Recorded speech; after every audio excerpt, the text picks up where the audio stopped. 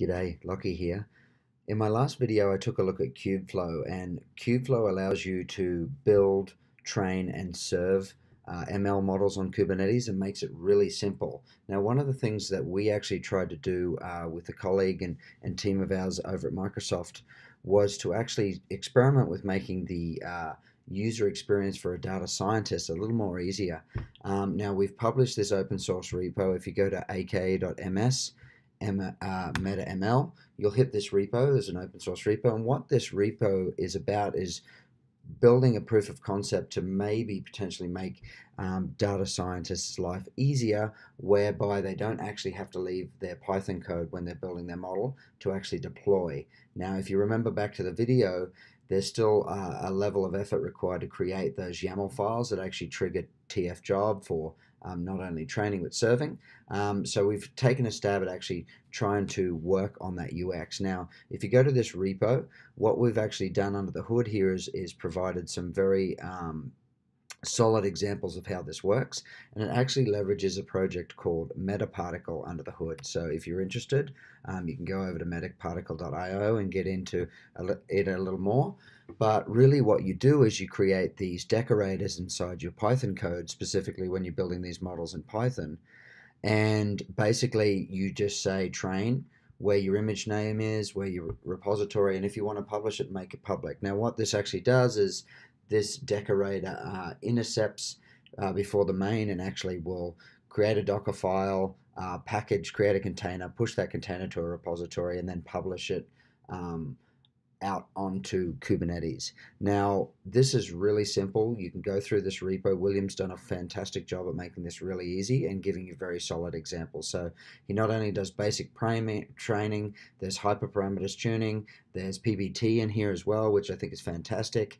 And there's also serving as well, tensor boards and serving. So we can go through all these examples. I kind of wanted to get you to take a look, experiment with this UX, and see if it works for you, and then give us feedback. So what I'm going to do here is actually go to hyperparameter tuning, and we'll just take a look at the code here. And what we've done is we've imported from metaml.train, we've imported train and strategies, we've imported hyperparameter tuning, and in here we have the name, the repository, and whether to publish it, and some details around the tensor board and the strategy.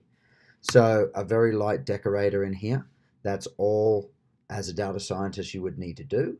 Now what I'm going to go and do here is pop over to my terminal here. I'm going to go to hyperparameter tuning. Now in the top here I actually have a cluster. Let's have a look at it. That has Kubeflow installed. So Kubeflow is still doing the driving. So TF job is still running this. So I have a Kubeflow installation on a cluster. I'm going to watch the pods inside the default namespace. I have Minio running here for serving, but this is all I would do. So in this directory, all I have is a main.py, and all I'm going to do is do python main.py. Now what we should see is that we built the Docker image. We're publishing that Docker image out to that repo, and we're actually going to go and detect these containers. So we've launched these tuning containers. This is wrapped because I have a -o wide, and we're aggregating all the logs back to me. So this training is kicked off.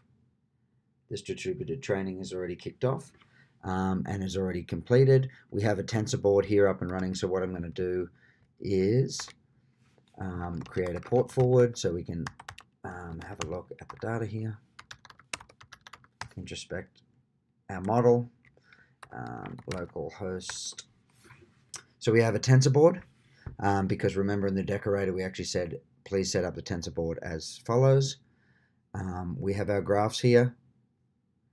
So all this out of a very simple, as a data scientist I didn't really have to do anything other than create that decorator, and the rest was magic. So it is using Kubeflow under the hood as a backend, but we don't have to leave the code. We don't have to know anything about Kubernetes. I'm getting all the log stream back to me, so I think this is a great outcome. Let me just run through one more. Maybe we'll do distributed training here. A very similar example for you. We have a decorator here.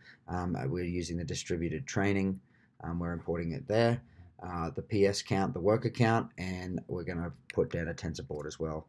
So once I actually MetaParticle actually catches the signal when I close this, and it should actually remove and clean up after itself. You can see that this tensor board is in terminating state now. I'm going to remove that -O wide, and while that happens, we're going to go and do distributed training. So same thing as a developer, data scientist writing these models. I may not know anything about Kubernetes. I have the simple train decorator there. It's building the image. It's publishing that image up. It's going to push it out onto Kubernetes using Kubeflow, and Kubeflow is going to be responsible for TF-job, is going to be responsible for spinning this up. So you can see this happening here. While that is getting spun up, I'm going to create another port forward so we can introspect what's happening with this distributed training. And under the hood there, we're using PVCs. Everything's actually stored in Azure file. Okay. So we can see this training graph is actually kicked off now. And all those trainings should be happening in the background. Again, I can put this up. We can do a watch on the pods. So that's actually up and running. And finally, we can just pop over to Storage Explorer here and do a refresh, and we can see that all this training data, all the data checkpoints are actually stored there. So that's it. Just a very easy, lightweight experience where, as a data scientist, you don't need to leave your Python code to actually get the benefit of something like Kubeflow and have these trainings and servings actually launched without leaving your Python code. So take a look and let us know what you think. Cheers.